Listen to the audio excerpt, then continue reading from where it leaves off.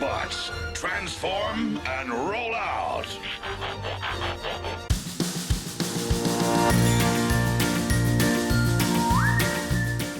Hi there, and welcome to Baseball by Design. I'm Paul Caputo, broadcasting live, as always, from the Helmet Sunday Hall of Fame in my basement in Fort Collins, Colorado. Very happy right now to be joined by Austin Scher from the Danville Otterbots. Austin, thank you so much for joining me. This story has been such a hit during the offseason, right? Like, this has been such a blast to follow the Otterbots and this brand with this awesome story behind it. So just first, let me just start by saying thanks for being here. Yeah, absolutely. Thank you so much for having me. And on a personal level, thank you so much for being our official ambassador from the state of Colorado, supporting us. I love that you're repping the brand on a t-shirt right now. I mean, this is just beautiful so far. I was so thrilled to be able to jump in and grab that Colorado ambassadorship, right? Because I know that there's been folks who have been like, hey, I want to be the ambassador from such and such. And it's like, we already got Maryland. We already got Idaho. So let's start with that. We'll get into the actual like meaning behind the brand here in a minute, but this was a pretty brilliant campaign that you had to have one ambassador, and then in some cases more than one ambassador from every state in the union, plus some foreign countries, I believe, and some territories. Yes. So you have ambassadors all over the country representing the Danville Otterbots against the dastardly Burlington sock puppets, of course. But this idea to have, sort of folks on Twitter take up the cause of the Danville Otterbots, in your first season here. Where did that idea come from? Yeah, so it was a creation that took a few beers to get to. So when we came into Danville last January of 2021, we were initially told by the previous organization that was here that we would be able to kind of take over their social accounts and just change the names. We know we'd lose the check marks, but that's okay. And then about a week into my living in Danville, working out of the ballpark, we found out that was not the case. So we had to start from scratch as a new organization with new social channels. And at the time, we were Danville Baseball Club, and our Twitter handle was just Danville Bases. Mm-hmm. So I was sitting in my apartment one night, I believe it was a Saturday, probably had some basketball on in the background, and somebody tweeted at us from Denmark. Like, oh my gosh, this is like, we made some, corny joke and they loved it. And then I just was on my laptop and fired back, would you like to be our official ambassador to the country of Denmark? And the answer was yes. And then somebody, and I wish I could remember who, said, well, do you have an ambassador from the state of whatever state they were from? Mm-hmm. And then I immediately was just like, oh, this is gold.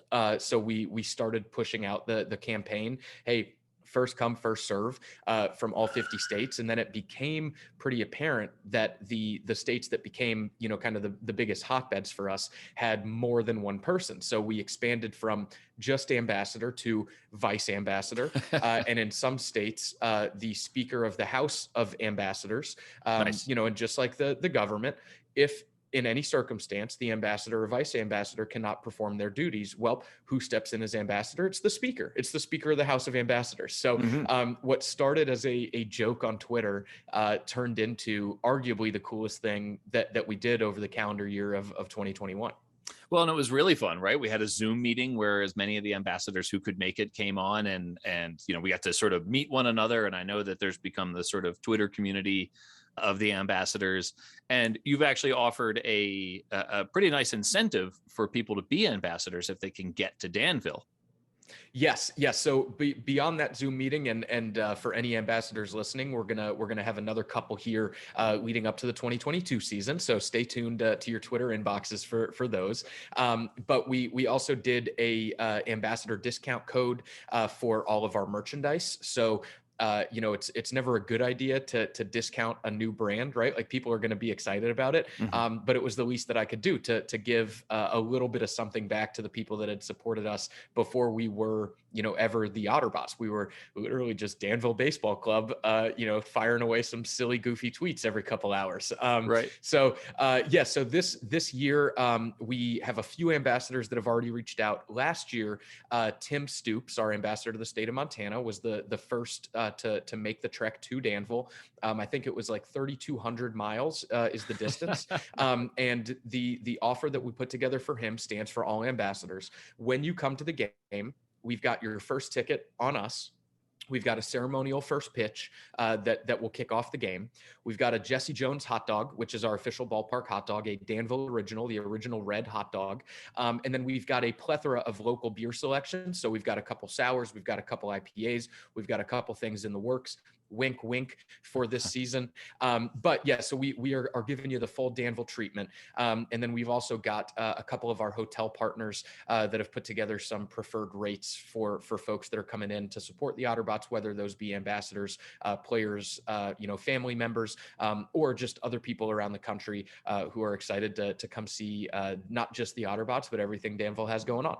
All right. Well, I hope to take advantage of that myself someday as official Colorado ambassador. I get out there and I tweet out when the Otterbots have stuff going on. And I do have to admit, I realize that this rivalry exists with the sock puppets. I happen to love the sock puppets as well. And their Dan Simon logo. And, so you guys obviously you definitely have the wackiest logos in the new Appalachian League. And you sort of referenced the Appalachian League, which had 10 teams, all of whom were named for their parent clubs. When the Major League Baseball Vogon Destructor Fleet came through and reorganized all of the minors, the Appalachian League became essentially a partner league, collegiate summer level partner league. One of the offshoots of that was the teams couldn't be named for their parent clubs anymore because they didn't have parent clubs anymore. It's my firm, often stated belief that minor league baseball teams should have unique nicknames, that they should represent their communities. So before we get into the specifics of what this Otterbots brand means, can you talk about the advantages in your mind, or if you disagree with me, then the disadvantages of not being named for your parent club anymore and having this unique nickname that is reflective of the community? Yeah, so I think before I say anything else, that all 10 teams in the Appalachian League did a phenomenal job in their rebrand process. Obviously, we were the last to come up with the brand. We, like I mentioned, didn't have a chance to come into the market until January. Most other teams had already formulated their name, color scheme, logo at that point. But you've got teams like, the State Liners and the Doughboys, who are direct ties to historical pieces or common grounds within their communities. You've got a team like the Whistle Pigs, who, like us, kind of went character driven with a focus on a commonly known animal in that area. And I really do, outside of Burlington and us, who have, as you've mentioned, we have a pretty close and unique relationship with them. The other 8 teams, I think, did a bang up job. So it's been really, really cool to just be a part of the league as a whole and kind of have this unified front where, yes, we are no longer affiliated, but we also are the only league that stayed together under the old name. Right? Like all the affiliated leagues changed names, they changed levels, they changed affiliates. The Appalachian League is still the same 10 cities, the same 10 fan bases, the same 10 ballparks.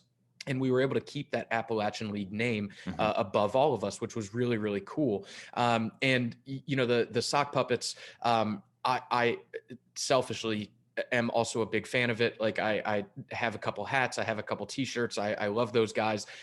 Being 45 minutes away from us creates a really cool opportunity for not just an online rivalry, but an on the field rivalry, sure. A front office friendship that projects as a rivalry publicly. But yeah, it's been really, really cool. And I having been so many places over the course of my career, I've been fortunate to have been with some iconic brands, the Madison Mallards, the Daytona Tortugas, the Greensboro Grasshoppers. The Grasshoppers, I think, are the best example of, it's a cool logo and it's a great, alliteration tie with the GG, but they're not named after the insect. They're named after the grasshopper cannon that was famously used at the Battle of Guilford Courthouse, which took place in Greensboro. So on their concourse is a exact model of a grasshopper cannon. And most people that when they walk through those gates, they don't know that story. They're like, why is there this cannon sitting right inside the gates? But when you look at, now going on 20 years of success for that organization, 20 years of a beautiful ballpark in a burgeoning city, and another one that's about 45 minutes away from us here in Danville, it's really, really cool to see, exactly what you mentioned. Teams that, yes, have ingrained relationships with their parent club, but have their own unique identity. As a kid from Durham, North Carolina, who grew up going to Durham Bulls games, they have now going on a 30-year relationship with the Tampa Bay Rays. They rebrand. They have great kind of back and forth logos. The Ray coming through the D, a la the bull jumping through the D of their primary logo. But for 30 years, they've been a Rays affiliate. But as a kid from Durham, I'm not a Rays fan. I'm a Bulls fan. And it's a really, really cool opportunity that we now have to provide that same, kind of chance for the kids and even adults of Danville to now have their own team and their own identity that they can connect to. Well, first of all, I have to say, I don't think anyone who tuned into this podcast thought they were going to get the story of the Greensboro Grasshoppers before they got the story of the Danville Otterbots. The Durham Bulls, by the way, one of my favorite things about them is in 1902, when they were formed, they were the Durham Tobacconists, which I think is just the most hilarious name that wouldn't in a million years fly now, but was hilarious, is hilarious in retrospect. All right, so I do want to say about the Appalachian League, all 10 teams. You said they did a terrific job, and I agree with that, right? Like on the whole, the league's rebrands, I loved seeing all of these names sort of come out rapid fire like that, and then obviously yours was a little bit later. But to see these 10 communities all get this gift of a minor league baseball team that related to them was really fun to watch, even though it was sort of inspired by some machinations within baseball. That was great to watch. And I agree with you that on the whole, the logos were all really good. I think that it was sort of a study in watching how some teams, there's this sort of intentionality about, we're going to do something hyper local, and we're not going to try to do the wacky thing that sells merchandise to 50 states, which is a very valid decision, right? Like totally valid decision. Like the Flyboys have a terrific logo, right? I don't know that it's necessarily one that's going to end up on the cover of Sports Illustrated or anything, but it's, Yep. It's a terrific logo. So to see that, and then to see, I think that the Otterbots and the sock puppets in particular are the two that were pretty intentional about, we're going to do something different. We're going to do something that catches people's attention. And, I think part of that rivalry, it's not just the physical distance, right? But it's also, and, the relationship in the front office, but also the fact that those are the two that very clearly took this direction of, we're going to create something that catches people's attention and still tells a story that's local and important to the community, but is more intentional about getting a wider scope of attention out there. Yeah. So we've been talking now for 15 minutes. So let's get to, what the heck does this robot otter mean? Why is a robot otter with glowing red eyes but an adorable little robot face, what does that mean to the city of Danville? Yeah. So first, real quick, fun tie-in. The first professional baseball team that Danville ever had, 1905, was also the Tobacconists. The physical distance aside, Durham's about an hour south. These cities have a wildly ingrained similar history. Tobacco, textiles, trains. So Brightleaf Tobacco was a Danville product. There were, auction houses and farms and trains that would go back and forth. Well, the downtown district that's about 5 minutes away, walking distance from the Bulls ballpark, is called Brightleaf Square. And the Brightleaf tobacco from Danville would travel down to Durham to be sold in North Carolina. So the Tobacconists name, Durham was first. They beat us by 3 years. But in 1905, the Danville Tobacconists were the first professional team that Danville had as well. Obviously, the thinkers, at the turn of the century were far less creative than we are today. But so going back to the Otterbots moniker, we took a different approach than a lot of the teams in the Appalachian League, and I'm not saying it's better or worse. It was just different. Myself being from Durham, the Piedmont region is the same. So the climate, the roads, the buildings, everything is second nature to me in terms of cityscape. But I'm not from Danville. Our owners are not from Danville. They live in North Carolina. They're familiar with the Piedmont region.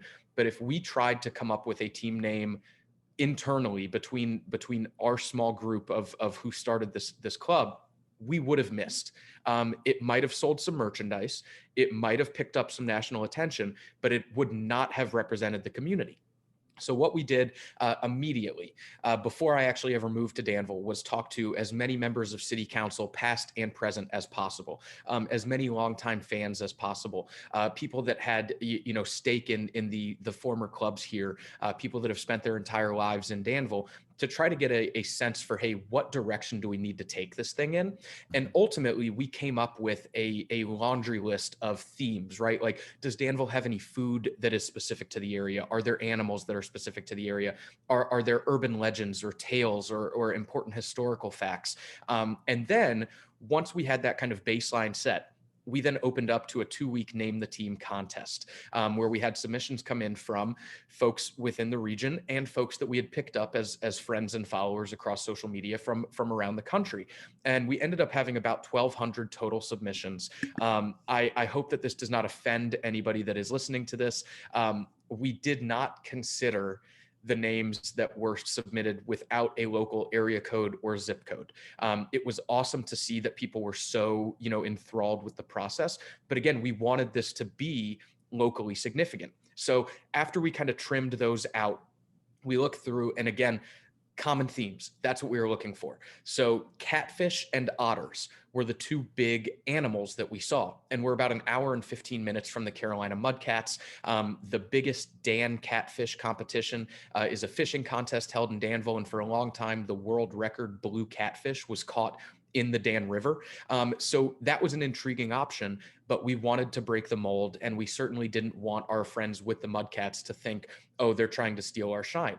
So we really honed in on otters for 2 reasons. One, they are cute and cuddly and lent to a fun, friendly mascot concept that we ended up running with. And 2, they are very communal in nature. The coolest fact about river otters specifically is that they hold hands while they sleep so that they don't drift apart. And I'll get to our alternate logo in a second here, but that was something that was really important to us, as we had heard through those conversations that there's a lot of division that has kind of painted the course of history in Danville. Political division, city-county division, state line division. We're right on the North Carolina border. Racial divisions that thankfully are all but gone right now. But if you look back, the history of Bloody Monday and Dr. King's visits here, that was a real piece of our history. And we wanted to be that unifying force where we know that even if you don't look like, talk like, sound like, worship at the same place, have the same hometown as the person sitting next to you in the stands, if our leadoff batter hits a home run, you're going to stand up and cheer and high five that person no matter what. And we wanted to be that unifying force, and we saw that opportunity in otters. So then we looked to, okay, what are other themes that we saw? And there were a lot of historical calls, right? So after the tobacconists, the Danville Leafs were here. So obviously, as a tobacco town, there were a lot of references to tobacco. Tobacco is still the number one cash crop in our county and region, but it is not as prominent as it used to be. Did we want to look back, or did we want to look forward? There were a lot of references to the wreck of the old 97, the train crash that sparked the Johnny Cash ballad, the ballad of the old 97. And again, the tie that I use here is if the Detroit Tigers rebranded as the Detroit Edmund Fitzgeralds, like, this was a tragedy that took people's lives, right? Just because somebody wrote a hit song about it, does it lend itself to a baseball team name? My opinion was no. So we knew that the callbacks to history were there, but we also saw this this overwhelming popularity of the STEM education and workforce that is flooding into not just Danville, but all of Southern Virginia. And BattleBots came up more than once in that Name the Team contest. Obviously, TLC still has the trademark from that great TV show in the mid 2000s, but we took that concept and mixed it with otters, came up with Otterbots. We were concerned at first about, oh, is this too Transformers-y? And then we actually ended up using that to our advantage. Dave Wells, the sports anchor for the ABC affiliate here, he recorded a voiceover for us that goes, Otterbots, roll out. And that is what we play over the PA system as the team takes the field at the top of the first inning. So once we came up with the Otterbots name, that's when we really went back to the design table and tried to tie in as many additional elements that we saw in those submissions as possible. So the eyes of the otter you mentioned and the buttons down its chest is an exact color match to a sign that is plastered on a wall in downtown Danville that says home. It's a big neon sign. It used to sit above the Dan River Fabrics manufacturing plant, and it used to say home of Dan River Fabrics. Tornado comes through, tears the sign down. The Historical Society salvaged the HOME. We saw home boys, home slices, home bodies as Name the Team, suggestions. We knew that we wanted to tie that home sign in. So the colors of the eyes and the buttons did that. The blue that we see is a unique blue. No other team is using our exact hex or exact hex of blue. It is a tie to the river, right? The reason that this city exists, the reason that tobacco and textiles thrived in this area was because of the life created by the Dan River. So we wanted that blue to be prominent. If you look across the primary logo, the rings of water that the otter is popping out of are supposed to be a homage to the lights of race cars. There's a rich motorsports history here. Martinsville Speedway, South Boston Speedway, Virginia International Raceway. Wendell Scott, the first African-American driver to win a race at NASCAR's Grand Prix level, are all local ties. So we wanted that ring of water to kind of look like the lights that you would see during a night race at one of these race things or race events. The other big one here, and then I'll shut my mouth for a second, is the neon pop of the type font that we used. Caesars Casino is currently under construction here in Danville. And that was another big one that we saw. The Gold Diggers, the Golden Gamblers, the River City Gamblers were all names that we saw come through. And we wanted to, again, be unique that we are a baseball team. We're not a casino, even though there is one coming into town. But when you walk through the doors of any casino, that neon of the slot machines and above the craps table, that pops at you. So that type font around the Otterbots in our primary logo is supposed to be a tie back with that neon. And I lied to you. The very last thing that I'll say, our alternate logo is two otters laying on their backs in the water, holding a baseball together.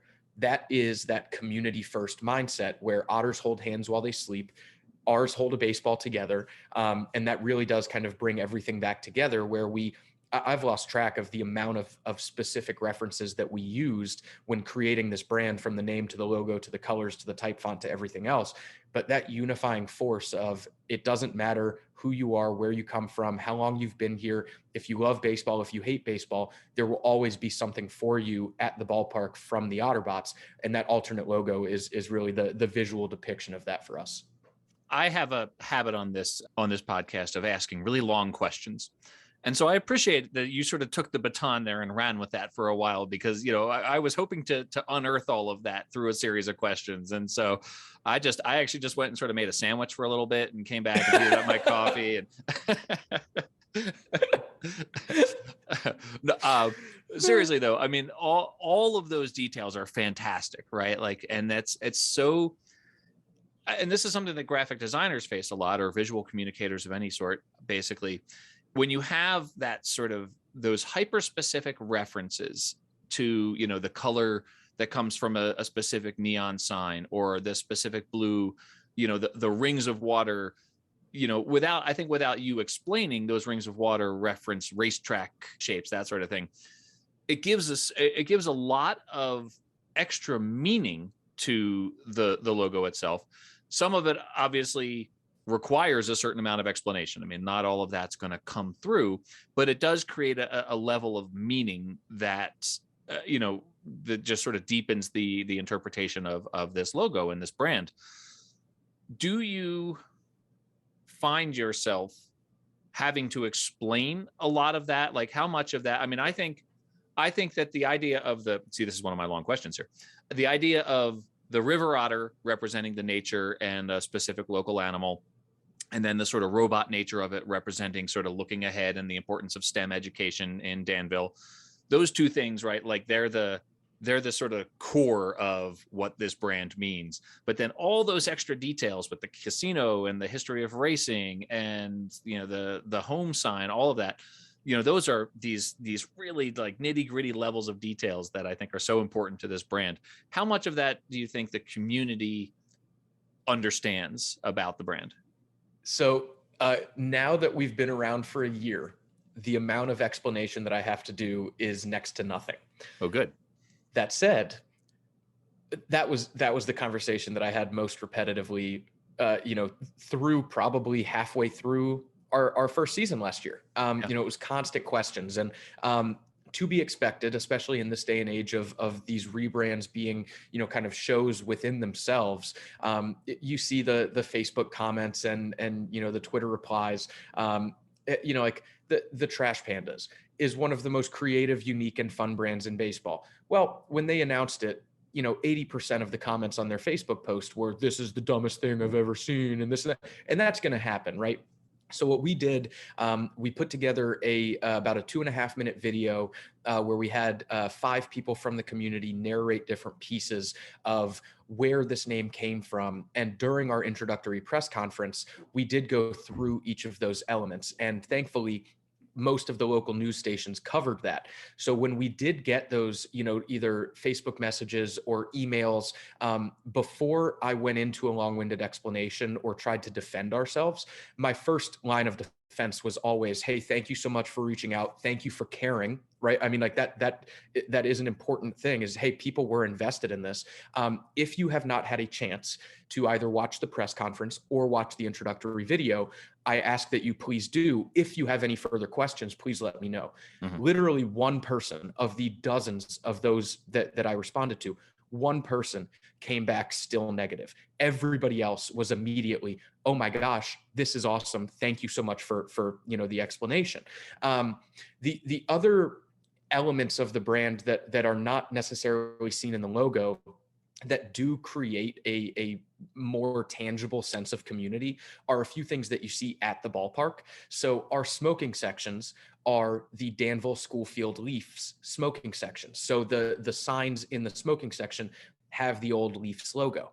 Our new bar area that we built prior to last year is called The Wreck.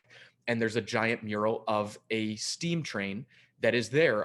The bartender, when a beer is ordered, pulls a steam whistle. There are railroad crossing signs out there, so that homage to the 97 is still active within the ballpark, so that people have a very visual understanding of, oh, they didn't just ignore my suggestion, they just didn't use it in the brand itself. Mm-hmm. The last big one is our mascot. So our mascot is a very cute and cuddly otter. His name is Scotter the Otter, named after Wendell Scott. So Wendell Scott started his racing career as a bootlegger, and bootleggers, shine runners, like these were all names that we saw in the competition. We have a reading program. We have a great partnership with the school system. Do we really want to be explaining to elementary school students what a shine runner or what a bootlegger is? No, it just wasn't a conversation that we wanted to have every single spring. But having the number 34, which was the number of Wendell's car, retired on our wall, the only member of the Otterbots organization to ever wear the number 34 will be Scotter. We had his entire family out for the number retiring ceremony. His helmet, his gloves, and his shoes are all exact replicas of the gear that Wendell was wearing when he was driving in the 60s and 70s. And even though the jersey is a baseball jersey, when people see, oh, that's Scotter the Otter, oh, that's Wendell Scott, as a tie-in to this baseball team, once you walk through the gates, there are those visual examples that I think, especially last year, helped alleviate some of those concerns that especially the older and more traditional fan base had. I do think that the opportunity to kind of start a national conversation about what Danville was, is, and is going to be has been a really cool, kind of offshoot of this entire experience over the last year or so. And having those elements along with the Jesse Jones hot dogs and the local beers is a really cool thing that you kind of get to experience, especially if it's your first time in Danville and you're choosing to make an Otterbots game part of that experience. Even if you don't know the full story behind the brand, you see parts of where we came up with everything.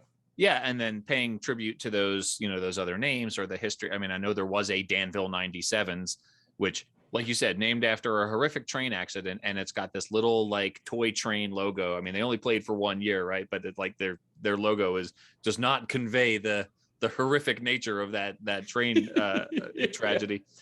So this, one of the interesting things about this is that this brand was not created by Brandios or Dan Simon or any other number of design firms out there.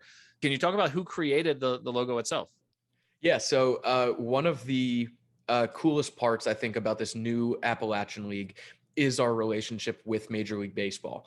And as a baseball fan who grew up watching minor and major league games, I didn't even have the understanding of how deep Major League Baseball goes.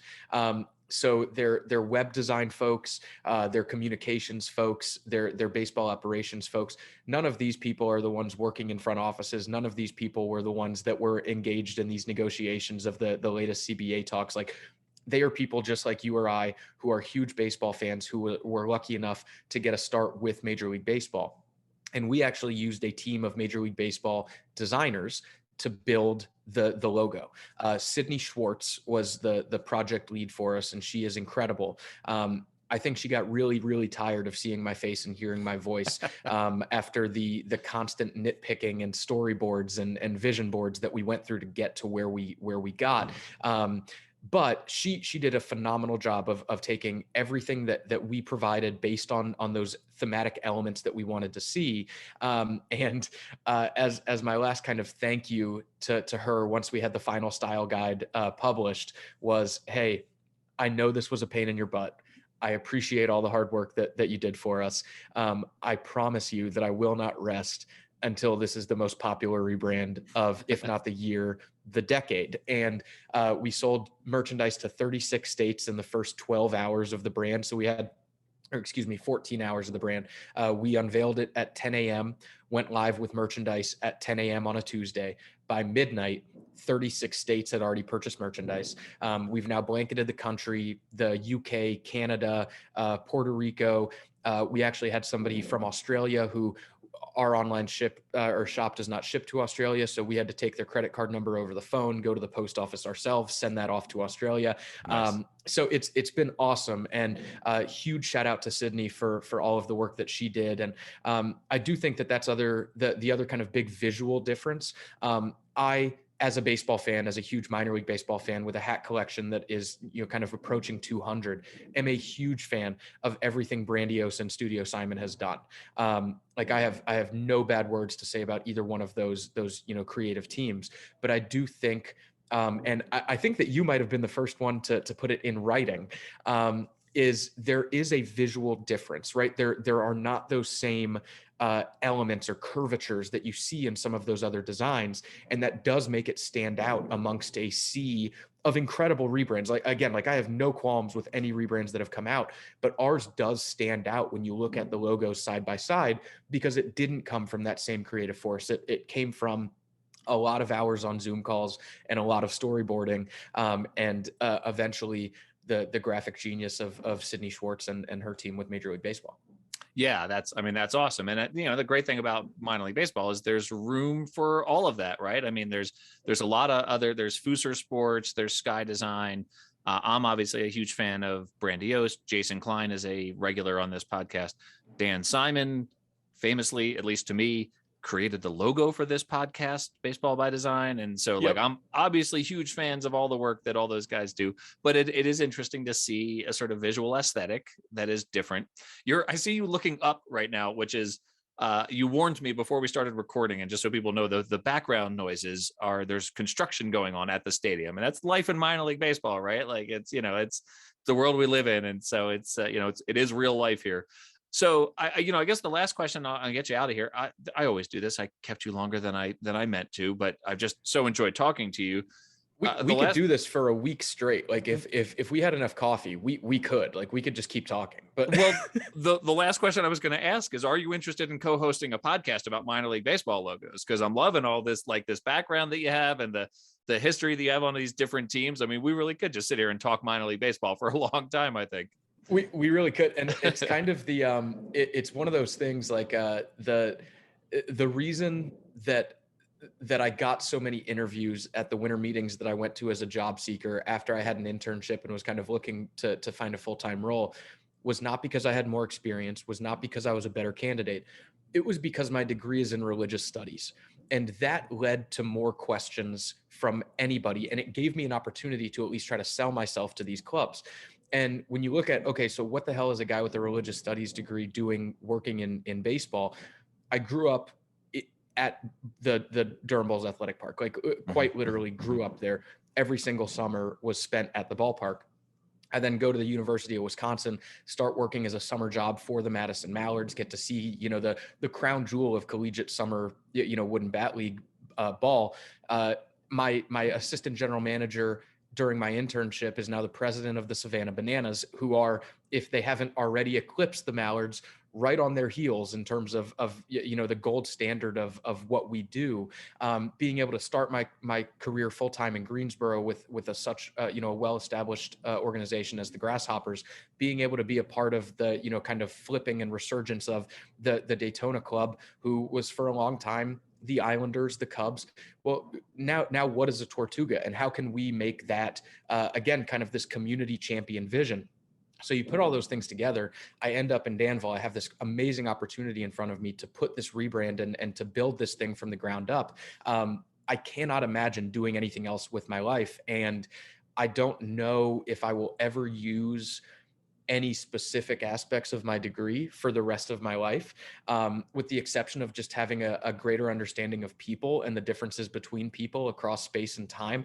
And I think that does help in creating this sense of community that we try to build at the ballpark every single night. But I am, in every sense of the word, a baseball junkie. And whereas as a kid, I was a baseball fan before anything else, I think over the course of my career, the fandom is still there, right? Like I understand that most people now are going to hate me.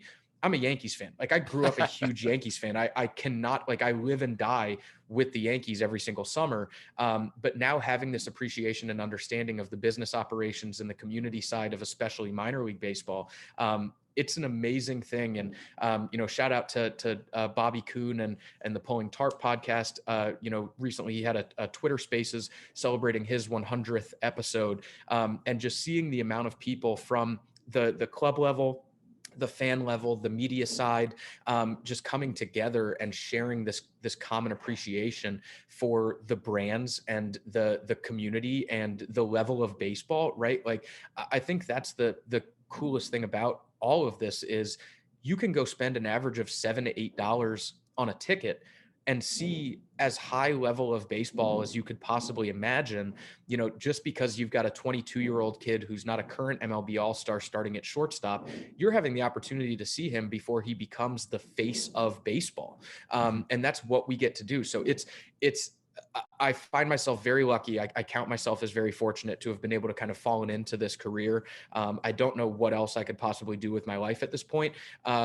And it does get exhausting to the people close to me to have to hear about this constantly, because even if it's a Tuesday night at 8:30, well, if the Beloit Skycarp just sent out a great tweet with a new merchandise item, I don't care what I was doing beforehand. Now I'm looking into, okay, how can I take that idea and manipulate it for the Otterbots? So I could talk about this stuff forever.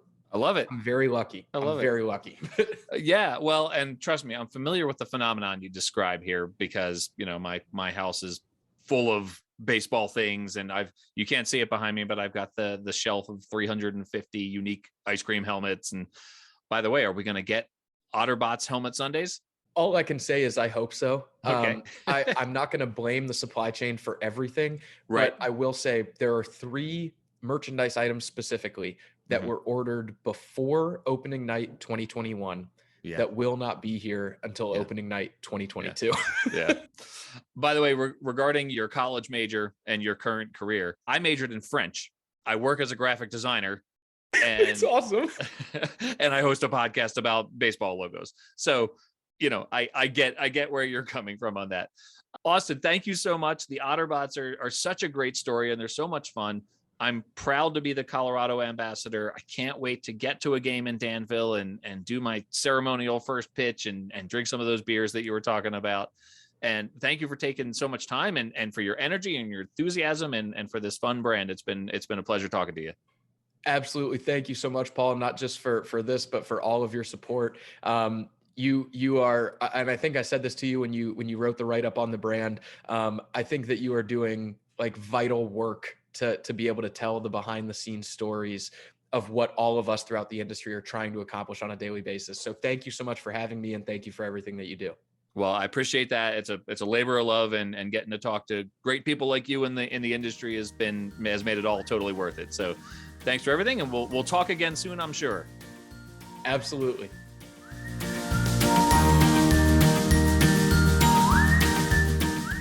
All right, everyone, welcome back.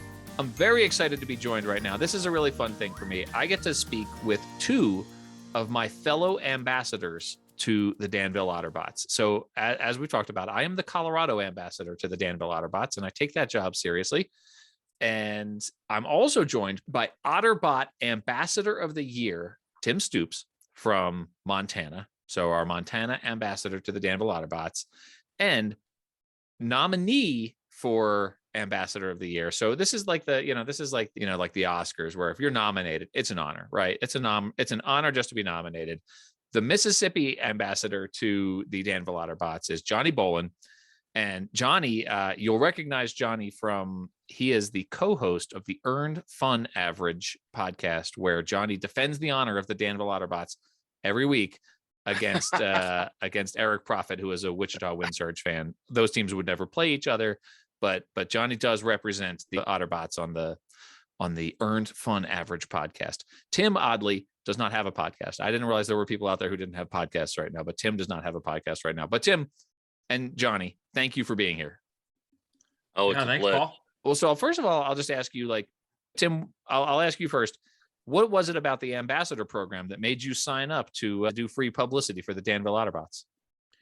It's just the engagement level, the opportunity to be a part of something that felt like it was a genuine and earnest endeavor of the club.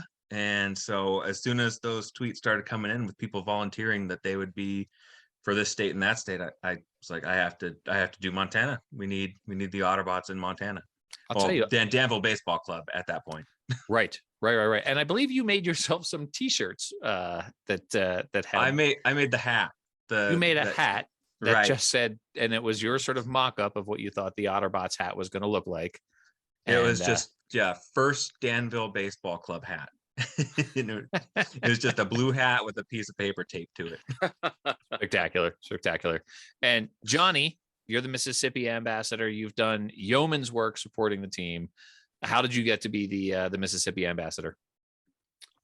Well, when they announced it on Twitter, I had to even look up where Danville, what state that was in. I was just totally clueless. And I just thought, wow, that's just sort of a neat, unique, something that no other team has ever done, to send out this call and reach out to say, hey, would you like to represent us in your state and be called an ambassador? And I just thought it was new and fresh. And like I said, just something different that no one else has done. And of course, you've seen other Appy League teams have followed suit. In fact, my podcast partner in crime, Mr. Profit, is, I think they use the term president ambassador for Kingsport, or as I call them, the relax men.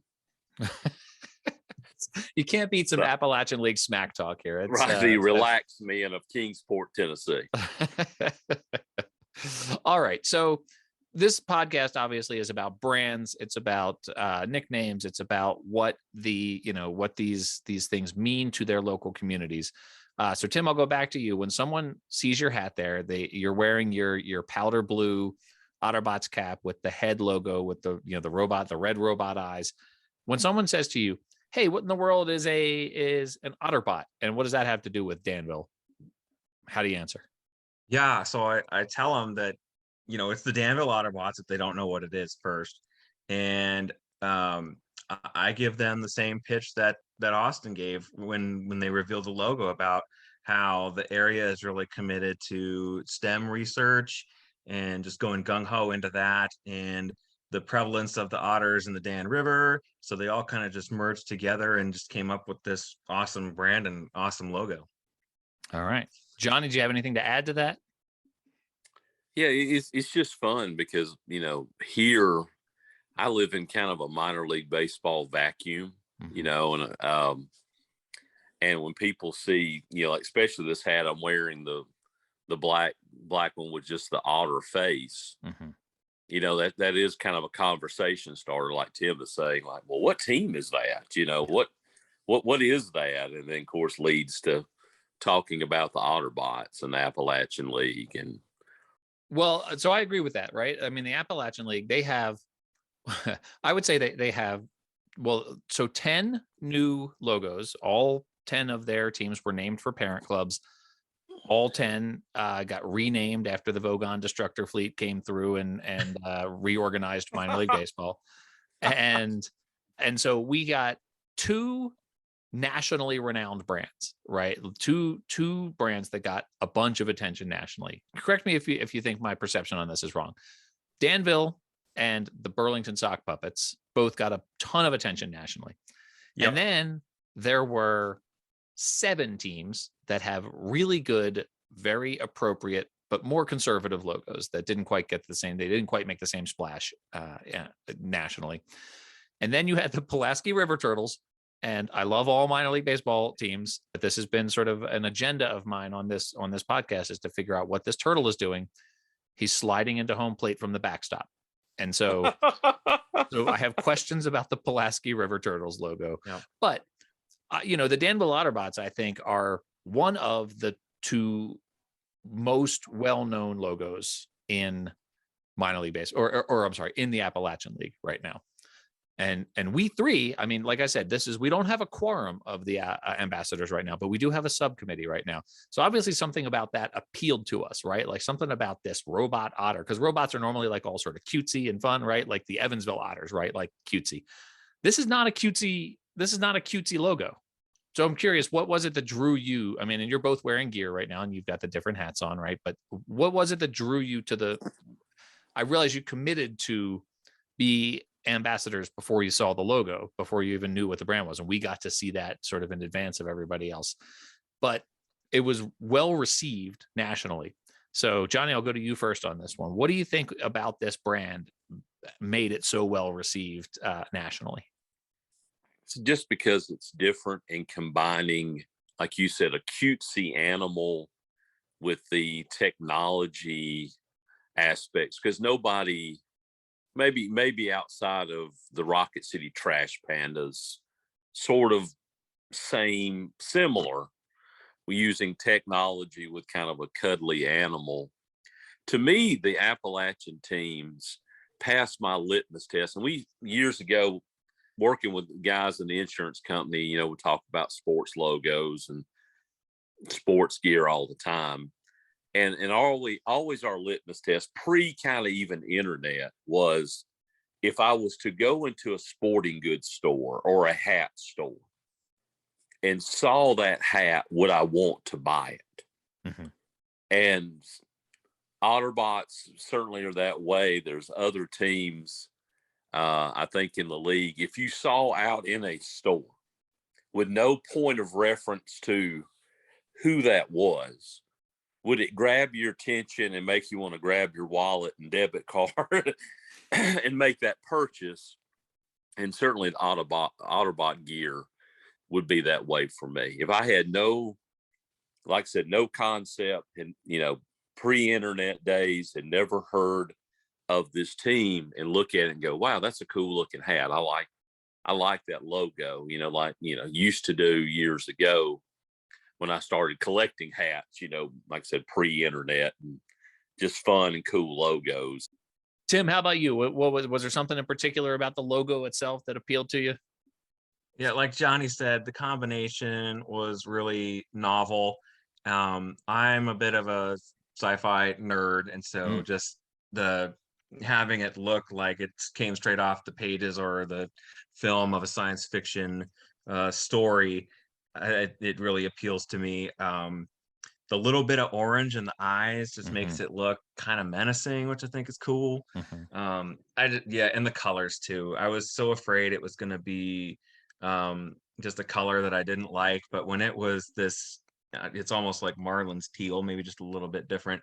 But when it went that way, I was just like, okay, this is fantastic. Yep. I'll bet you that they run out of cyan real quick in the office printer. Constantly replacing the cyan jet here. So, well, you guys have done, fantastic work representing the Otterbots out there. And I know that, I've had a blast with being an ambassador. I don't know how much travel I'm going to be able to squeeze in. I got a lot of trips I'm trying to squeeze in this summer, but I know that the Otterbots are having their ambassador day on my birthday, on August 6th this year. And so I would love to be able to make it to that. I don't know if it's going to be able to happen. Johnny, one of the reasons for that, I'm sorry to say, is that I'm also trying to make it to the Appalachian League All-Star game in Burlington. So there's some question marks there.